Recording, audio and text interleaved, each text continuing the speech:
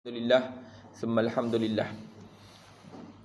Puji dan syukur kita panjatkan kepada Allah Subhanahu wa taala kerana Allah memilih kita lagi untuk dapat berada di salah satu daripada bulan-bulan haram, iaitu Zulhijjah.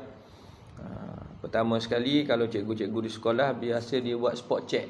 Cikgu Mat buat spot check. Spot check apa? Check kuku masing-masing. Sekarang tengok letak, tengok kuku masing-masing, panjang ke pendek. Kalau yang masih panjang, kalau masuk korban untuk tahun ni, dah tak boleh dah. Bermula daripada semalam 1 Zulhijjah. Malam ni kita berada pada malam 2 Zulhijjah. Baik. Untungnya Allah Subhanahu wa taala bagi kepada kita rezeki umur dapat berada satunya di bulan haram ni, Zulhijjah ni, termasuk salah satu daripada bulan haram yang 4 tu, Zulqa'dah, Zulhijjah, Muharram, Rejab. Ni Zulhijjah. Yang kita bahaskan apa yang disebutkan oleh Allah Subhanahu wa taala dalam bulan-bulan haram ini. Allah Subhanahu wa taala melipat gandakan pahala. Ganjaran pahalanya sangat-sangat hebat. Lebih-lebih lagi, iaitu 10 hari pertama di bulan Zulhijjah ini. Allahu Akbar. Yang sangat-sangat ditekankan oleh Nabi sallallahu alaihi wasallam. Kita tengok dua hadis yang biasa kita dengar. Yang pertamanya hadis daripada Ibnu Abbas radhiyallahu anhu. Ibnu Abbas adalah sepupu Nabi sallallahu alaihi wasallam. Baik, hadis daripada Ibnu Abbas, kata Nabi sallallahu alaihi wasallam, "Ma min ayyamil amalu salih fiha ahabba ila Allah min hadhil ayyam, yakni ayyamil ashr." Qalu, "Ya Rasulullah, walal jihadu fi sabilillah?" Qala, "Walal jihadu fi sabilillah illa rajulun kharaja bi nafsihi wa malihi falam yarji'u min dhalika bi syai'." Hadis riwayat Al-Bukhari, Abu Daud, Ibnu Majah dan At-Tirmizi. Baik, dalam hadis ini Nabi sallallahu alaihi wasallam menekankan berkenaan dengan 10 hari pertama di bulan Zulhijjah ini. Sehingga dalilnya antara lain adalah dalam surah Al-Fajr. Wal fajr, demi waktu fajar ataupun waktu subuh. Allah bersumpah dengan waktu subuh. Walayalin ashr, dan 10 malam ataupun 10 hari dan malam, iaitulah dinyatakan oleh para ulama 10 hari terawal di bulan Zulhijjah ini. Penting. Jadi kita ambil peluang ini. Sebab apa? Kita dah masuk. Allah Subhanahu wa taala bagi peluang. Kalau kita tak rebut peluang ini, rugilah. Dalam hadis ini kata Nabi sallallahu alaihi wasallam, "Ma min ayyamin", tidak ada hari daripada setahun tu, tidak ada hari yang amalan solehnya paling disukai, ahabba ilallah, paling disukai oleh Allah, melainkan hari-hari ini, yakni 10 hari di bulan Zulhijjah ni. Allahu Akbar. Sehingga kalau kita lihat satu lagi hadisnya, hadis daripada Ibnu Umar, "Ma min ayyami a'zam indallah." Allahu Akbar. Penggunaan perkataan oleh Nabi sallallahu alaihi wasallam nak menyatakan bahawasanya 10 hari pertama Zulhijjah ni special. Lalu dinyatakan bahawasanya sahabat bertanya, "Ya Rasulullah." Sahabat ni sifat sahabat suka bertanya. Sebab apa? Bila Nabi kata hari 10 hari ni lebih, lebih tu macam mana? Lalu sahabat bertanya, "Ya Rasulullah, walal jihadu fi sabilillah." Lebih lagi daripada jihad di jalan Allah. Bagi kita, jihad di jalan Allah itu kemuncak. Itu yang sampai Hanzalah sanggup daripada dakapan isteri keluar pergi berjihad. Syahid di medan Uhud. Sebab apa? Mereka tahu kelebihan jihad. Lalu apa kata Nabi sallallahu alaihi wasallam? Walal jihadu fi sabilillah. Lebihnya amal soleh yang dilakukan dalam 10 hari terawal di bulan Zulhijjah ini melebihi daripada jihad fi sabilillah.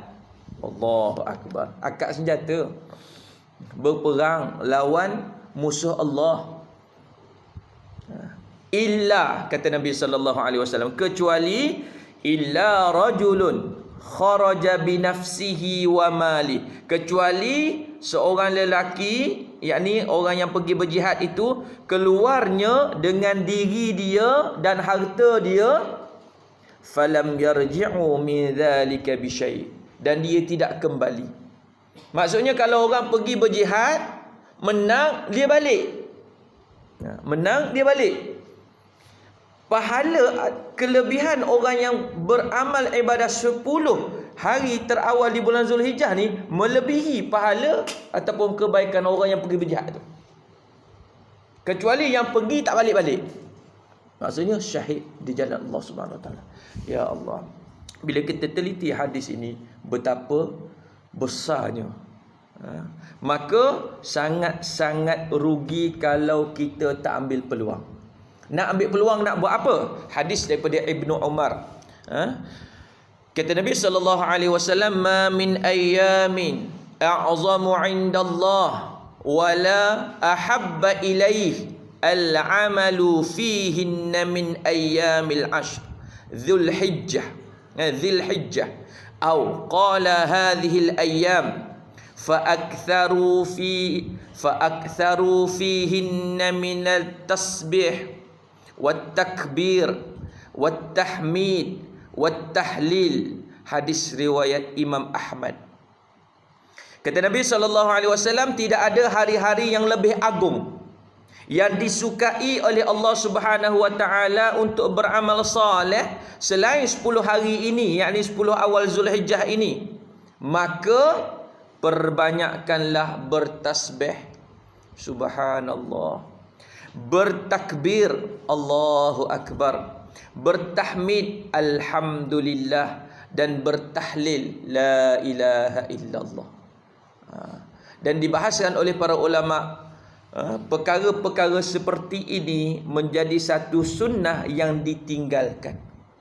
Menjadi satu sunnah yang ditinggalkan. Maka kita perbanyakkan. Sama ada siangnya ataupun malamnya, ada waktu senggang, kita perbanyakkan tasbih, tahmid, tahlil dan juga takbir.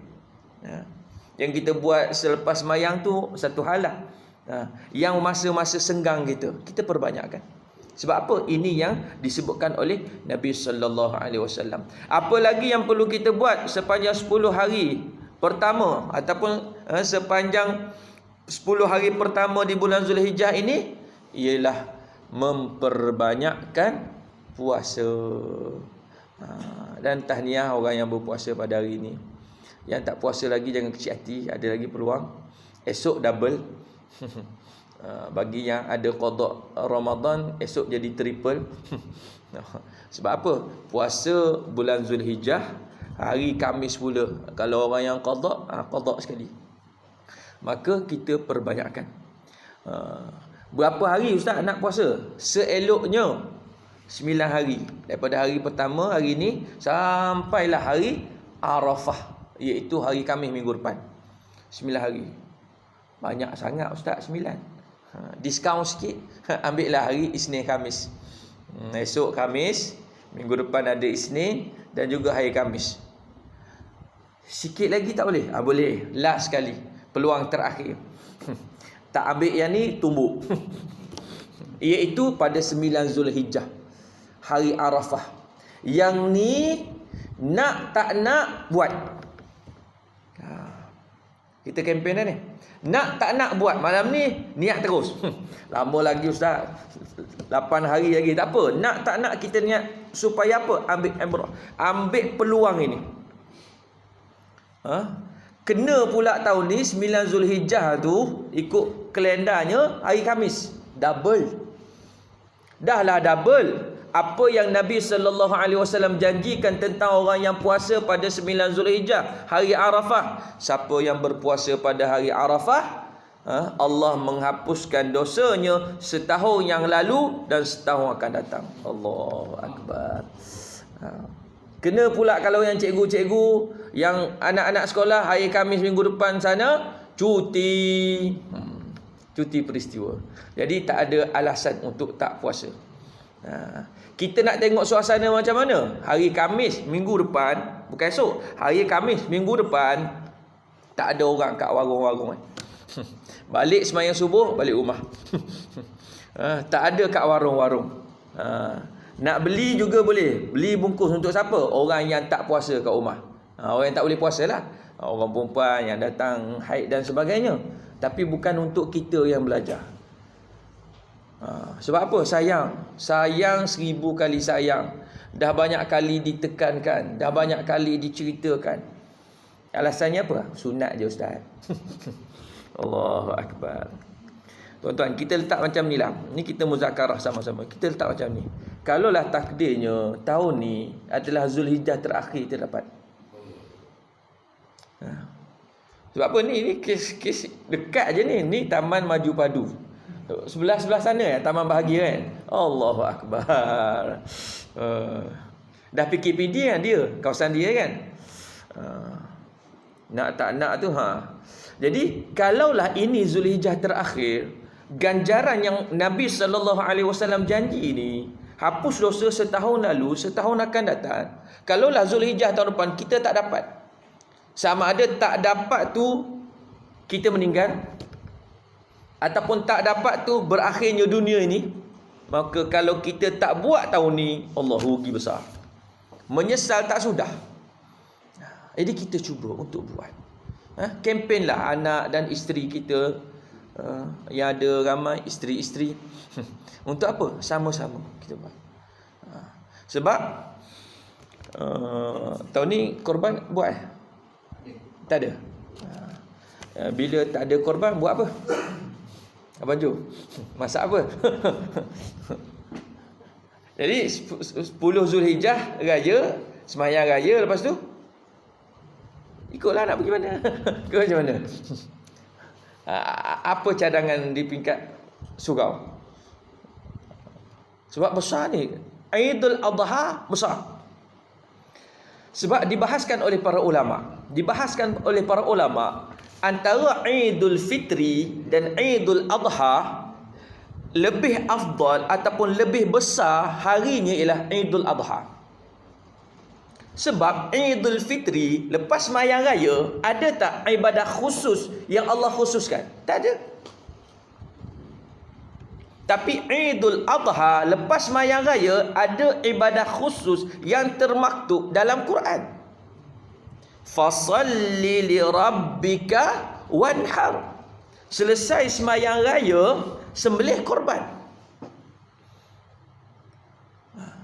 Cuma kadang-kadang, ni kita sama-sama muzakarah, bukan nak marah. Saya pun baru tersedar bila semalam. Betul. Sebab bila kita kuliah, kita rujuk dan sebagainya, kita baca, ya Allah, ruginya. Ruginya aku dan ramai yang rugi. Ruginya apa? Kita biasanya besarnya pada Aidul Fitri.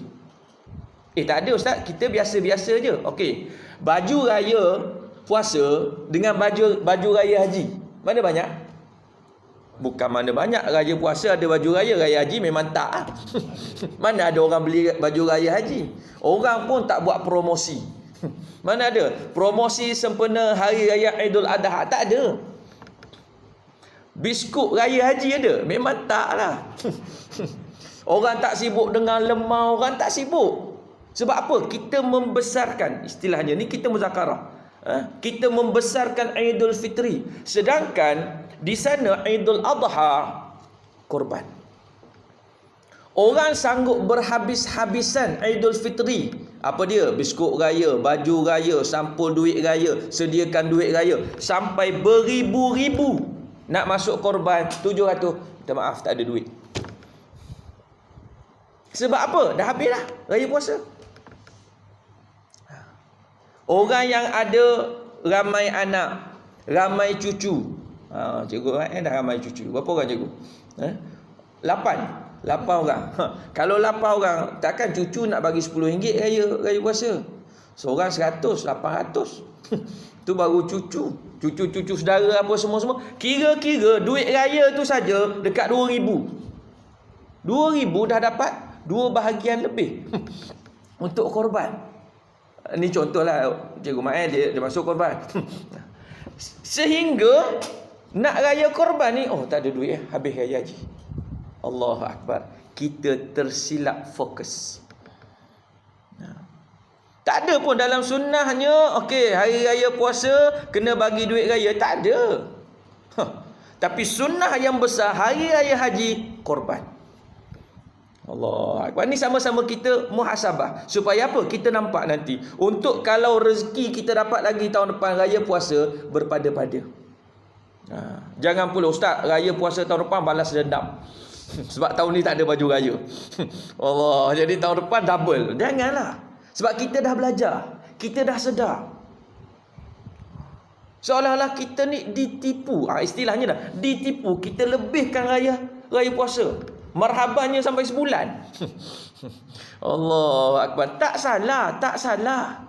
Cuma jangan sampai kita melupakan ni sunnah yang besar pada Aidul Adha. Sehingga ada orang kata, tak apalah Ustaz, tahun lepas dah korban, tahun ni relax dulu.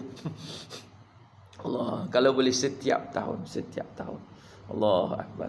Itu keadaan. Maka sepanjang 10 hari pertama ini, yang pertama berpuasa 1 hingga 9. Jadi kami macam Masjid Taman Kasih pun tak ada korban tahun ni, sebab SOP-nya panjang sangat. Susah. Masjid Kampung Melayu pun tak buat. Masjid Kampung Tengah 15 ekor. Ada. Masjid Taman Seri Keluar ada berapa? 8 ke? Tak ingat. Dan bila saya tanya dengan Imam Masjid Taman Kasih, kita tak buat tahun ni. Tak buat. Saya pun tanya, habis kita nak buat apa? Soalan yang sama saya tanya. Habis kita nak buat apa? Tak tahu Ustaz. Jadi saya pun mencadangkan program penghayatan hari wukuf. Program penghayatan hari wukuf pada 9 Zulhijjah, hari Arafah. Dan kalau di Johor ni, Johor Baru dah buat. Di UTHM tu Batu Pahat kan? Baik aja Batu Pahat. Di Batu Pahat Syekh Abu Zaki. Tahun ni tahun keempat dia buat. Setiap tahun dia buat. Iaitu pada 9 Zulhijjah, jemaah haji tahun ni bukan dari Malaysia lah, orang Arab Saudi, orang tempatan. Mereka berwukuf di sana. Kita juga ambil ibrah, berwukuf di sini. Dan kami bincang-bincang cadangkan, dan keluarlah keputusan pada 9 Zulhijjah 30 Julai, hari Khamis. Bermula daripada subuh, kemudian kuliah subuh bersama dengan ayahanda Ustaz Zahari. Tajuknya Arafah dan Mahsyar. Kita nak kaitkan perhimpunan di bumi Arafah dengan kebangkitan kita nanti di padang Mahsyar. Kemudian disusuli dengan solat sunat duha, kemudian balik. Tak ada jamuan sebab disunatkan puasa. Jadi modal tak besar. Kalau yang ada kesempatan hari Khamis nanti, minggu depan, datanglah ramai-ramai. Lepas sembahyang subuh kat sini, datanglah beramai-ramai. Disunatkan pakai pakaian putih. Kalau ada kain ihram, yang lelaki digalakkan pakai kain ihram. Supaya apa? Putih semua. Kita duduk bersama-sama berwukuf. Ni istilahnya berwukuf. Untuk apa? Untuk kita ingat nanti kita juga akan berkumpul bersama-sama. Jadi kalau sini nak buat juga boleh, tak ada masalah. Panggil Ustaz Kamal ke. Nak buat petang buat tak apa. Sebab kalau Syekh Abu Zaki di UTHM, dia bermula daripada kalau tak silap Pahasah sehinggalah maghrib. Dia ada tazkirah, dia ada zikir dan sebagainya, sehinggalah iftar berjamaah.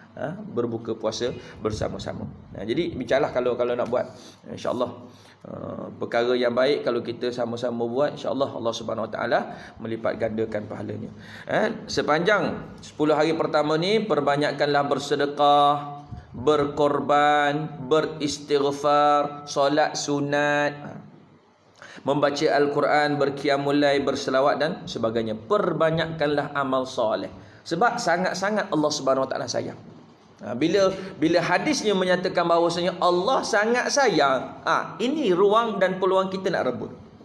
Allahu Akbar, perbanyak. Sehingga ada zikir-zikir khas yang dicadangkan oleh Syekh Abu Zaki sendiri. Tahlil tu ada tambahan la ilaha illallah, ada tambahan dia. Boleh carilah, boleh cari dalam WhatsApp ke dalam Telegram ke, kita peringkan untuk kita sama-sama baca kan. Supaya apa? Supaya menambahkan ibadah kita kepada Allah Subhanahu Wa Taala, insya-Allah. Baik, itu mukadimahnya. Baik, kita sambung perbincangan kitab kita pada muka surat 36. Masih lagi berkenaan dengan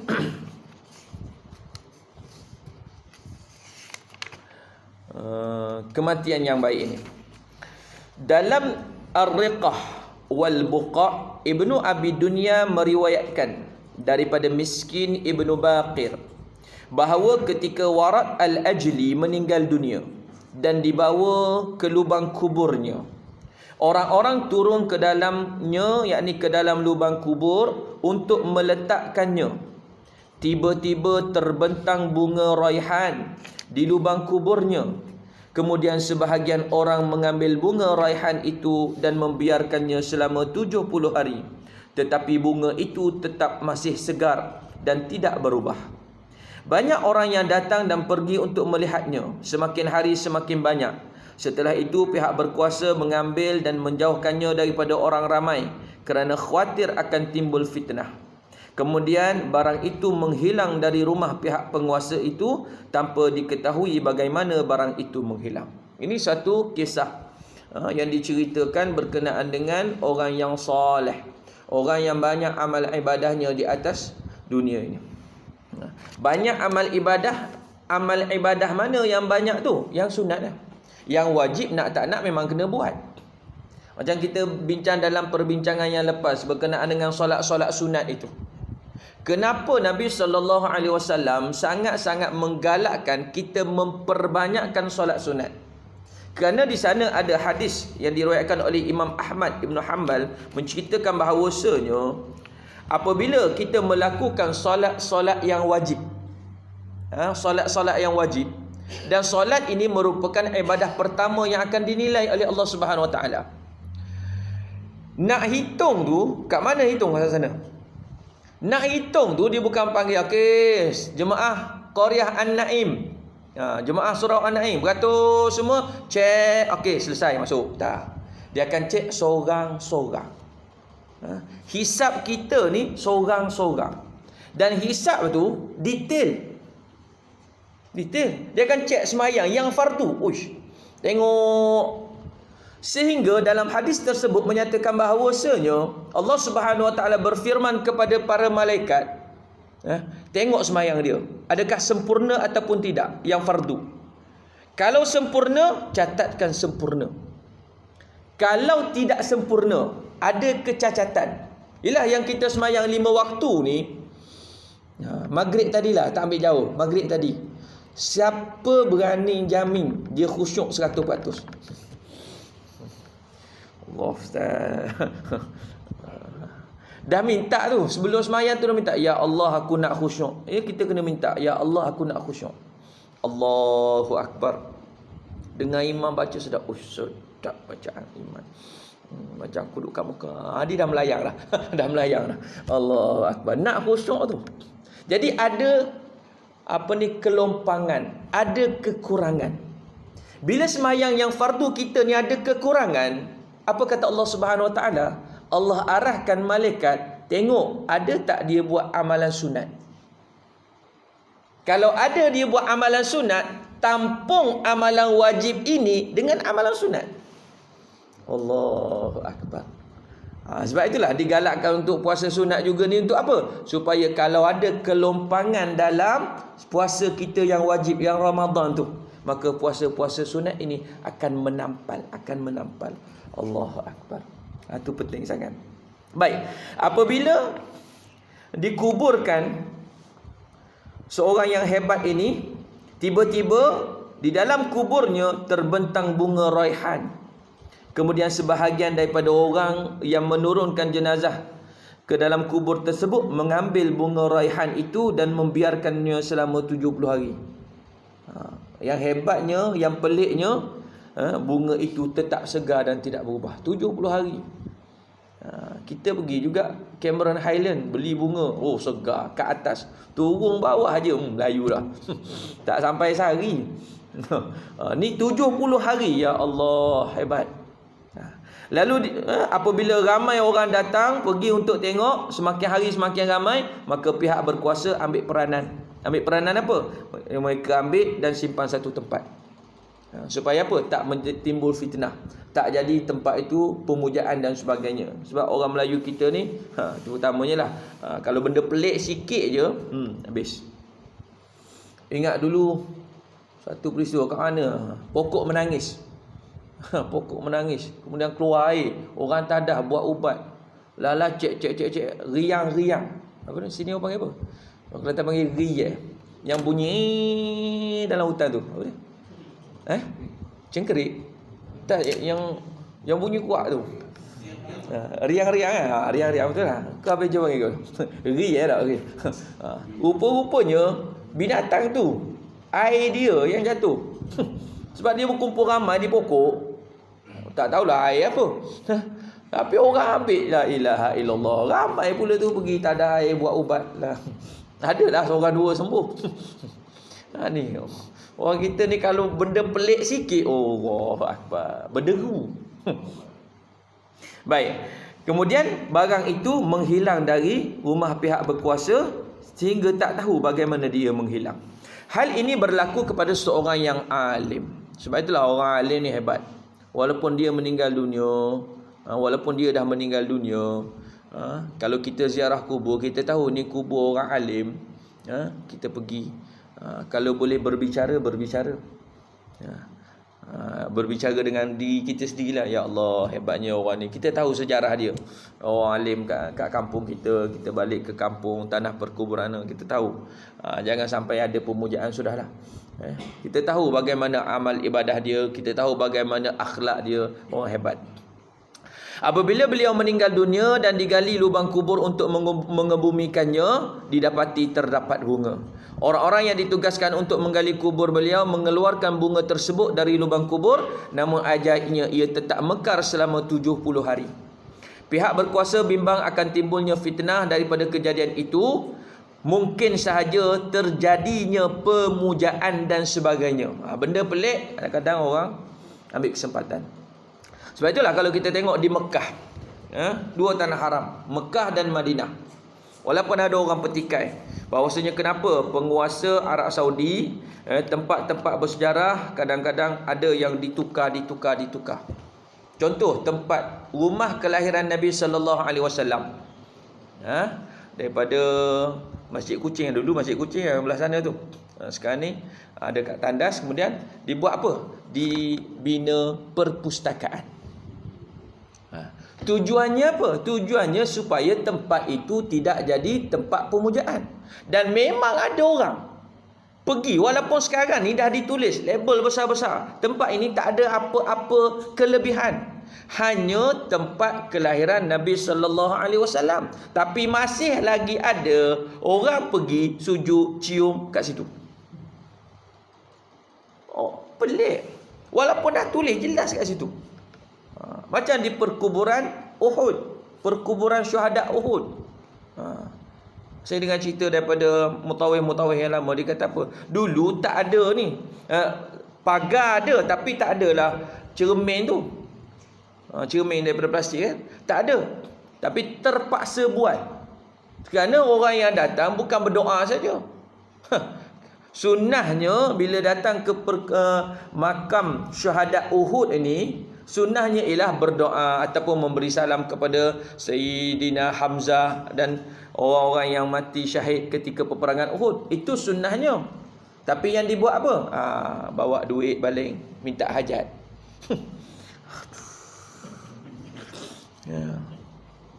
Walaupun dah dilarang, tetap buat.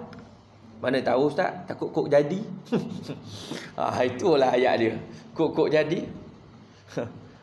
Ni 9 Zulhijjah orang berkumpul di padang Arafah. Kemudian naik di Jabal Rahmah. Biasanya adalah orang kirim, tolonglah doa. Doa saja okey. Ni siap kirim pen, marker. Tulis apa? Kat batu putih atas sekali tu tulis nama anak dia dengan bakal menantu dia. Tak jadi lagi, tak jadi. Minta jadi. Sehingga dah dipesan, jangan buat. Dah sebelum turun tu dah pesan dah, jangan buat benda ni, tak ada apa-apa pun. Dia pun naik. Balik masuk dalam bas, cerita, Ustaz tadi tak ada pen lah Ustaz. Habis tu, tapi saya tulis juga guna jari. Buat juga. Allahu Akbar, ya Allah. Sebab itulah penguasa Arab Saudi dia ubah tempat-tempat gini sebagai apa? Untuk supaya akidah tak terpesong. Sebab kalau minta sesuatu selain daripada Allah, lari akidah. Rugi ya pergi haji. Pergi umrah, belanja besar, tapi akidahnya lari, mengharapkan sesuatu selain daripada Allah, habis. Sebab itu nak jaga. Allahu Akbar. Baik. Lalu dinyatakan di sini, maka pihak berkuasa mengambil bunga-bunga tersebut dan menyimpannya. Akhirnya didapati bunga-bunga tersebut hilang begitu saja tanpa dapat dikesan. Dalam At-Tarikh disebutkan bahawasanya pada tahun 176 Hijrah, sebuah bukit di Basrah memperlihatkan 7 kubur di dalam satu tempat seperti kolam, yang di dalamnya terdapat 7 mayat yang badan-badan mereka tetap masih baik. Allahu Akbar. Dari kafan mereka semerbak bau wangi minyak kasturi. Antara mereka terdapat seorang pemuda yang berambut tebal dan kedua bibirnya basah, seakan-akan dia habis minum, dan seakan-akan kedua matanya bercelak. Sementara di lambungnya yang di belakangnya terdapat tongkat. Lalu sebahagian orang yang hadir bermaksud untuk mengambil beberapa helai rambutnya. Ternyata rambut itu melekat kuat sebagaimana rambut yang masih hidup. 176 Hijrah. Ya Allah, ini keadaan bagaimana orang yang mati syahid. Allah Subhanahu Wa Taala jaga mayat mereka. Itu yang Allah Subhanahu Wa Taala sebut bahawasanya jangan kamu menyangka bahawa orang yang mati syahid itu mati, bahkan mereka hidup di sisi Allah Subhanahu Wa Taala. Dan peristiwa seperti ini juga berlaku di negara kita Malaysia. Berlaku juga. Cerita orang yang nak buat highway. Biasa orang nak buat highway terpaksa belah bukit istilahnya. Biasanya bukit-bukit ni ada kubur-kubur lama. Bila diratakan dan sebagainya, jumpa kubur lama. Nak alihkan kubur tu kadang-kadang jumpa seperti ini. Jumpa seperti mana? Jumpa mayat yang masih lagi elok, padahal dah berapa puluh tahun dah dikebumikan, masih lagi elok. Orang nak buka perumahan baru, jumpa kubur-kubur lama. Bila digali sebab nak alih, nak pindahkan kubur, kena gali dan sebagainya, jumpa yang masih lagi elok. Ya Allah, Allah jaga. Jumpa mayat yang masih elok. Antaranya ialah bila diselidik siapa mereka ni, kenapa mayat mereka ni masih elok, antaranya ialah para ulama, orang-orang alim. Antaranya lah guru-guru Al-Quran. Antaranya lah orang-orang yang menghafal Al-Quran.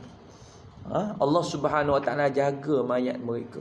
Ya Allah. Lagi bila kita tahu kelebihan-kelebihan ini Allah Subhanahu Wa Taala akan berikan kepada golongan-golongan seperti ini, maka kita cuba untuk termasuk salah satu golongan ini. Supaya apa?